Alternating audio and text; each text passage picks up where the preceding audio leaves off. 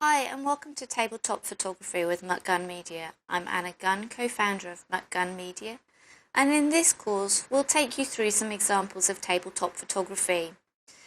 We have several examples of products that we'll be putting concepts together for, and we'll take you through how our concepts are built and developed. Alongside that, we'll then show you how we go about choosing the props for that concept.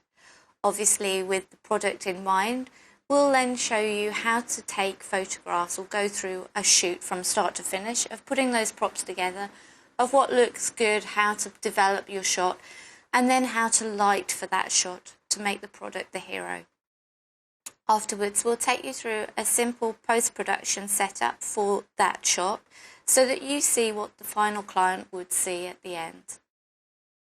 We hope that this course is informative and helps you in your own business.